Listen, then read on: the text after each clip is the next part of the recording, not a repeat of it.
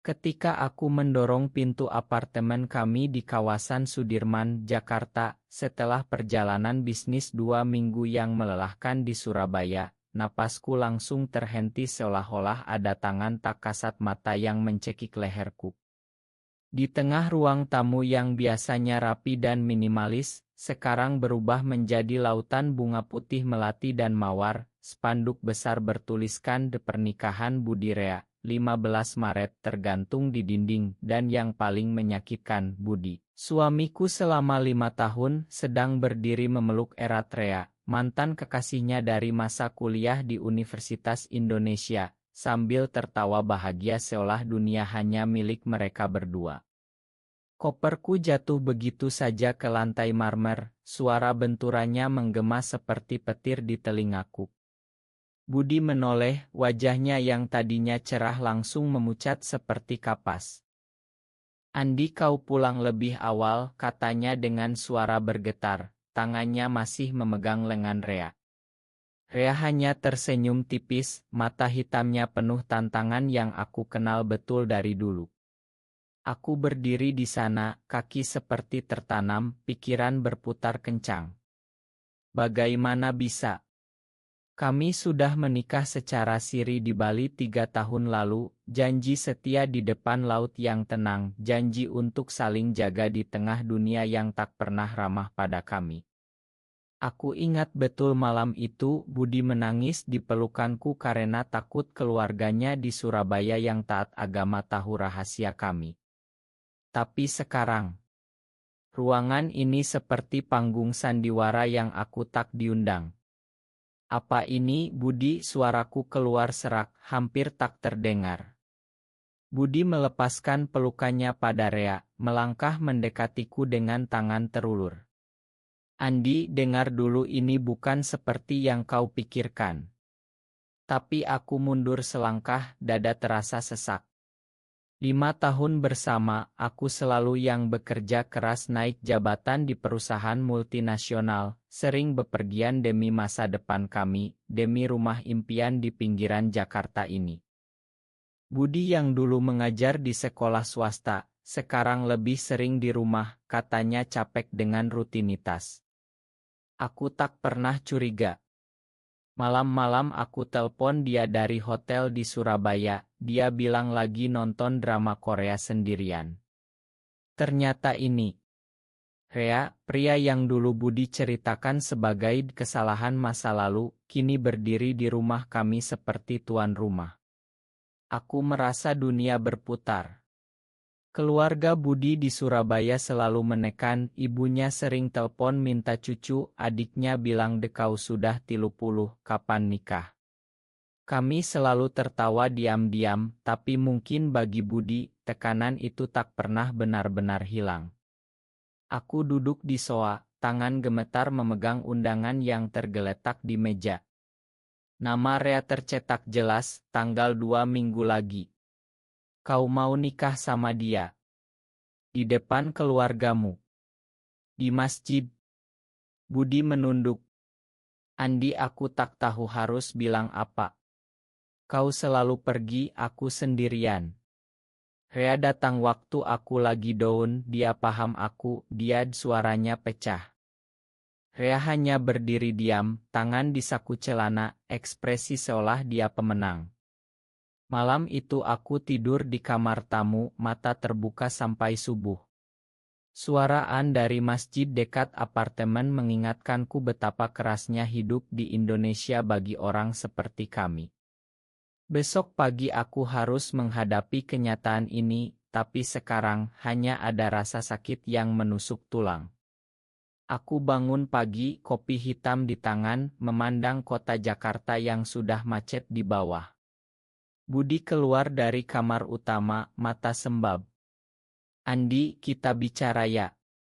Aku mengangguk dingin. Kami duduk di meja makan, Rea sudah pulang semalam katanya. Budi menceritakan semuanya pelan-pelan. 3 minggu lalu, saat aku di Surabaya, ibunya datang ke Jakarta, menangis meminta Budi pulang ke jalan yang benar. Budi panik, takut rahasia kami terbongkar, takut aku kehilangan pekerjaan kalau tersebar. Rea yang sekarang sukses sebagai pengusaha di Bandung menawarkan solusi. Nikah siri dengan Rea, pura-pura di depan keluarga, lalu nanti cerai diam-diam, tapi Budi bilang hatinya goyah, Rea bilang dia masih cinta. Aku mendengar tanpa kata, tapi dalam hati aku berteriak. Bagaimana bisa suamiku memilih jalan itu tanpa bicara denganku dulu? Aku yang selalu bilang kita hadapi bersama. Siang itu aku keluar apartemen berjalan kaki di trotoar Sudirman meski panas terik, mobil-mobil klakson saling bersahutan. Aku telpon sahabatku, Dimas, yang juga gay tapi lebih terbuka di komunitas underground Jakarta. Bro, datang ke kai biasa ya, urgen. Di kai kecil di Kemang, Dimas mendengarkan ceritaku sambil merokok. Andi, ini klasik. Tekanan keluarga Indonesia itu berat banget. Banyak dari kita yang nikah palsu demi damai.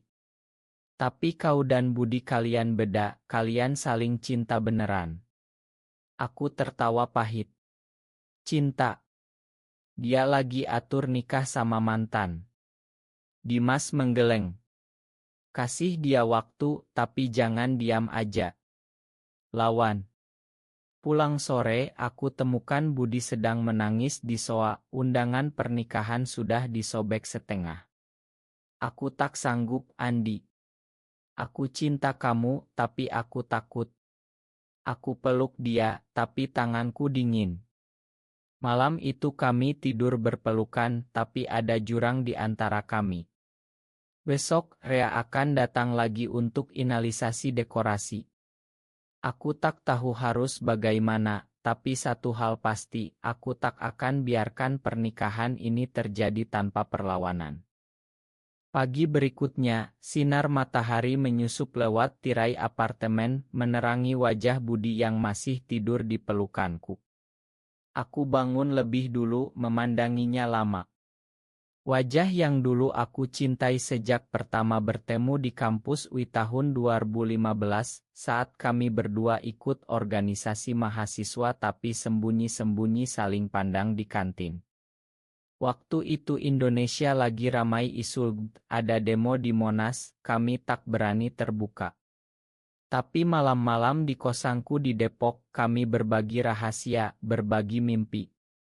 Aku lulus lebih dulu, masuk perusahaan besar, gaji tinggi, Budi lanjut S2 sambil ngajar. Kami pindah ke apartemen ini tahun 2018, janji akan selalu jujur. Tapi sekarang, aku bangun buat sarapan nasi goreng sederhana seperti biasa, tapi tanganku gemetar saat memecah telur. Budi bangun peluk aku dari belakang. Ma, Andi. Semalam Rea cuma bantu pilih bunga, bukan yang kau pikir. Aku balik badan. Bantu. Dengan pelukan dan tawa seperti itu. Dia menunduk. Aku kesepian. Kau selalu pergi, meeting ini itu. Aku butuh seseorang yang ada di sini. Kata-katanya seperti pisau. Aku memang sering dinas, tapi itu demi kami, demi tabungan buat beli rumah di Bogor nanti, jauh dari hiruk-pikuk Jakarta. Aku ingat Ibu Budi telepon minggu lalu, suara tegas Budi, kapan kau bawa calon ke rumah?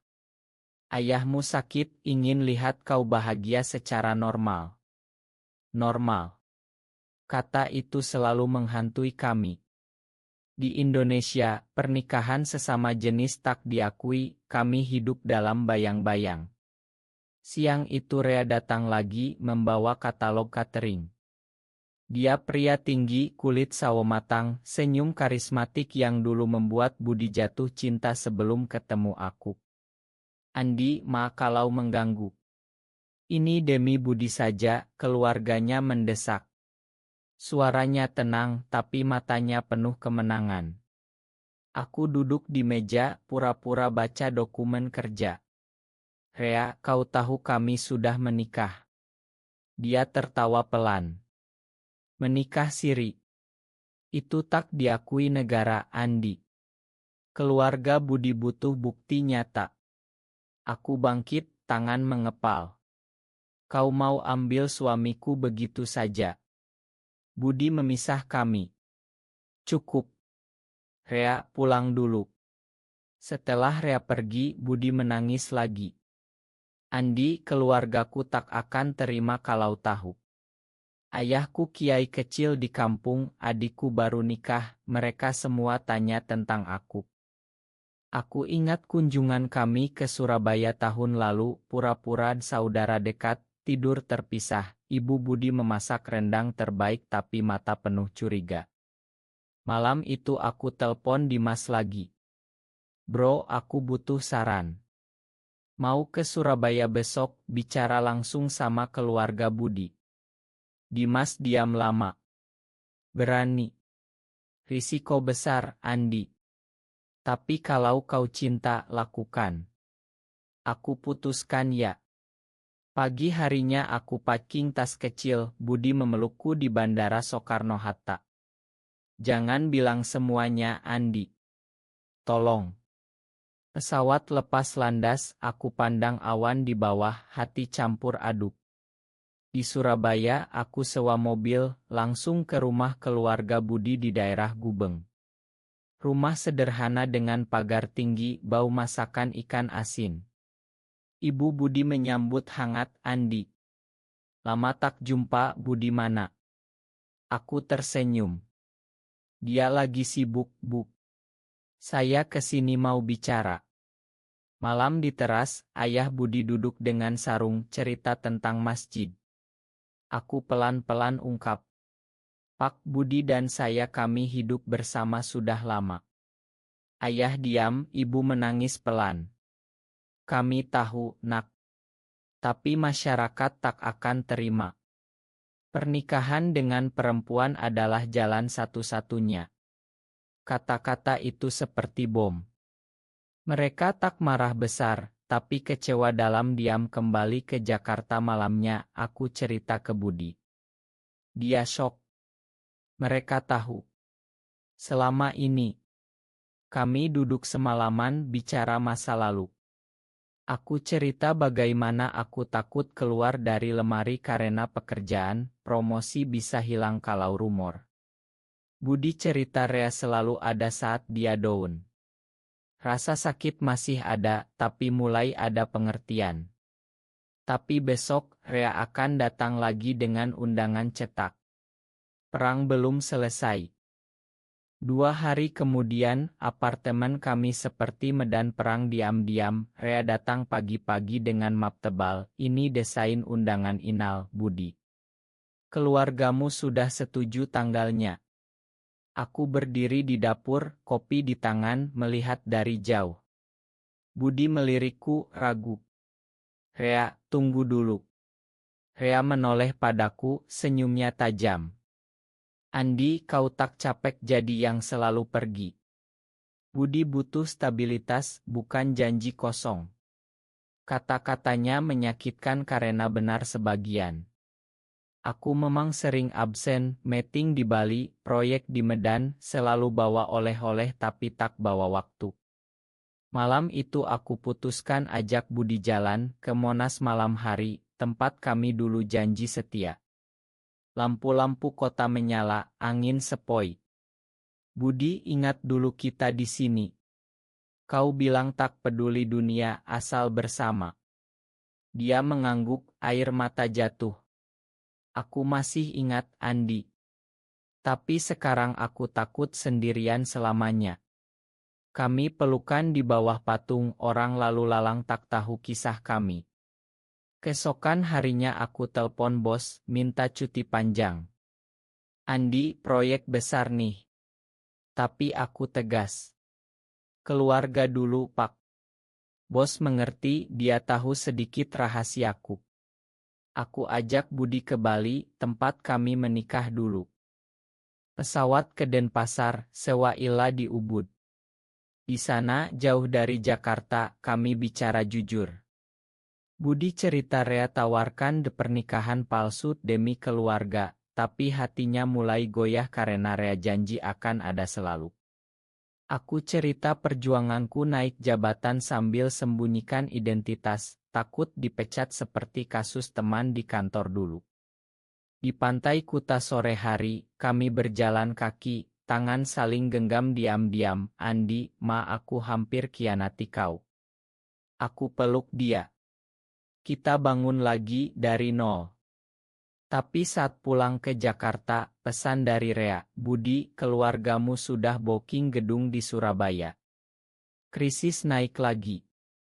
Aku putuskan temui Rea sendiri di KAI Tamrin. Rea, lepas Budi. Dia suamiku. Rea tertawa. Suami. Di mata hukum Indonesia, kau cuma teman serumah. Kami debat panas, tapi aku sadar Rea juga korban tekanan. Dia pernah dipaksa nikah perempuan dulu, cerai, sekarang cari jalan aman. Pulang, aku cerita ke Budi. Kami mulai rencana, Budi akan bicara langsung ke keluarga ya Ideocal, aku di samping. Malam itu, layar ponsel menyala, Ibu Budi menangis lagi. Nak, kami tak mau kau menderita. Tapi pilihanmu ayah diam, tapi akhirnya bilang kalau kalian bahagia, kami coba terima pelan-pelan. Harapan muncul. Tapi Rea tak menyerah, dia kirim oto lama mereka berdua. Budi hapus, tapi luka terbuka lagi. Aku sadar, perjalanan ini tak mudah, tapi untuk pertama kali, aku tak lagi sendirian dalam perjuangan. Kami mulai rencanakan pernikahan ulang kami sendiri, kecil, hanya teman dekat. Dimas dan pasangannya datang bantu. Jakarta tak panas, tapi hati kami mulai dingin. Minggu berikutnya, ketegangan mencapai puncak. Rea datang ke apartemen tanpa diundang, membawa kue dari Bandung kesukaan Budi. Ini buat persiapan, sayang. Kata sayangi itu seperti bom. Aku berdiri di depan pintu, tak biarkan masuk. Rea, cukup. Budi sudah pilih. Budi keluar dari kamar, wajah pucat tapi tegas. Rea, aku tak jadi. Aku cinta Andi. Rea terdiam lalu marah. Kau akan menyesal, Budi. Keluargamu akan buang kau. Pintu ditutup keras. Malam itu Budi gemetar di pelukanku. Andi, aku takut. Aku usap rambutnya. Kita hadapi bersama. Besoknya, telepon dari Ibu Budi. Nak, Rea telepon kami, bilang kau masih ragu. Drama keluarga meledak. Aku putuskan terbang ke Surabaya lagi, kali ini bersama Budi. Di rumah keluarga, suasana tegang. Ayah Budi duduk di ruang tamu, Al-Quran di tangan. Budi, jelaskan. Budi menangis, cerita semuanya, cinta kami, pernikahan siri, tekanan, hampir kianat. Ibu menangis, adik memeluk Budi. Ayah diam lama, lalu bilang kami tak paham, tapi kau anak kami. Jangan nikah palsu, itu dosa lebih besar. Kelegaan luar biasa. Kami pulang ke Jakarta dengan hati lebih ringan. Tapi Rea tak diam, dia posting di Instagram story oto lama dengan Budi, caption ambigu. Teman-teman kami lihat, gosip menyebar di komunitas. Dimas telpon bro, hati-hati, ada yang bilang kalian putus. Aku konfrontasi Rea ya chat, stop, atau aku laporkan. Dia balas, kau tak punya bukti. Puncaknya saat Rea datang ke kantor Budi dulu buat skandal. Budi keluar kerja lebih awal, menangis di mobil. Andi, aku capek. Aku peluk, kita pindah sementara ke Ila di puncak. Di sana udara sejuk, kami jalan pagi, bicara mimpi baru, Budi buka usaha online, aku kurangi dinas. Satu malam di teras, hujan deras, kami janji lagi. Tak ada rahasia lagi. Tapi pagi harinya, berita dari Dimas, Rea kecelakaan mobil ringan di tol Jagorawi. Budi shock, ingin jenguk. Aku ingkan tapi ikut.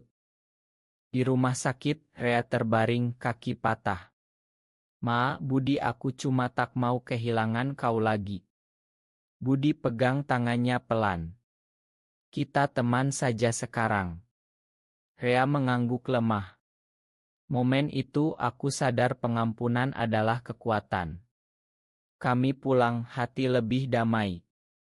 Perjalanan emosional ini mengajarkan banyak. Cinta tak cukup tanpa komunikasi, keluarga bisa berubah, masyarakat lambat tapi kita bisa mulai dari diri sendiri.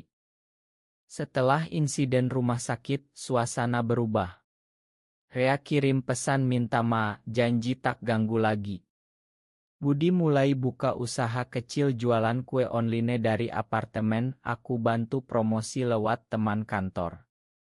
Tapi luka masih ada, kadang malam aku bangun, ingat pelukan mereka.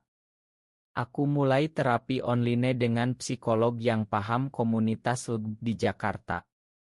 Andi, kau harus makan diri sendiri juga, karena terlalu fokus kerja. Kata-katanya menyadarkan. Aku kurangi jam kerja, pulang tepat waktu, masak bareng Budi. Keluarga Budi mulai terima pelan, ibunya kirim resep masakan Iawa, buat Andi ya, nak. Suatu akhir pekan, kami ajak Dimas dan pasangannya ke Ila Puncak lagi, bu kecil, cerita tertawa. Tapi satu hari, berita buruk, bosku panggil, ada rumor di kantor tentang gaya hidup aku. Andi, perusahaan konserati, hati-hati. Aku pulang dengan berat, cerita ke Budi. Dia peluk aku. Kita hadapi seperti dulu. Aku putuskan resign, mulai relance konsultan, lebih bebas waktu.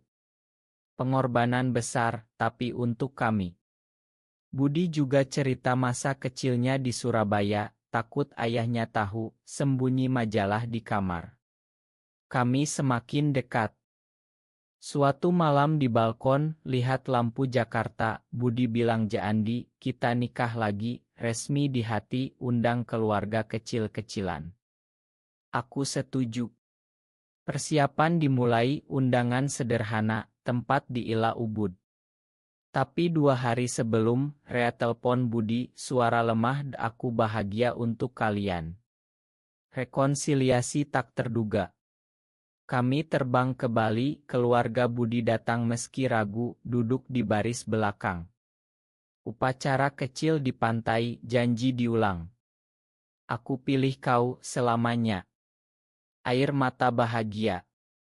Kembali ke Jakarta, hidup baru dimulai. Aku kerja dari rumah, Budi usahanya berkembang. Tekanan masyarakat masih ada, tapi kami kuat. 6 bulan kemudian, apartemen kami penuh tawa lagi. Bisnis Budi sudah punya karyawan 2 orang, aku relance sukses, bahkan bantu komunitas rahasia beri seminar online tentang kesehatan mental. Keluarga Budi datang ke Jakarta pertama kali terbuka, makan malam bareng, ayah Budi tepuk pundakku, terima kasih jaga anakku. Aku tersenyum, ingat perjalanan panjang dari shock di pintu itu sampai sekarang. Budi dan aku sering jalan pagi di Taman Suropati, pegang tangan diam-diam, bicara masa depan, mungkin adopsi nanti, atau bantu anak yatim. Satu malam, di balkon yang sama tempat kami janji ulang, Budi bilang Andi, terima kasih tak menyerah padaku. Aku cium keningnya. Kita sama-sama tumbuh. Cerita ini tak berakhir di bahagia selamanya, karena Indonesia masih berubah lambat, tapi kami bukti cinta bisa menang atas ketakutan. Teman-teman kami mulai berani lebih, Dimas buka ramah komunitas. Rea sudah move on, nikah dengan perempuan tapi tetap teman baik. Hidup berlanjut, dengan pelajaran, pengkhianatan bisa jadi titik balik kalau ada kejujuran. Apakah pengkhianatan dalam cinta bisa dimakan jika itu lahir dari kesepian dan tekanan masyarakat, atau cinta sejati tak pernah boleh kompromi? Benar atau salah menurutmu?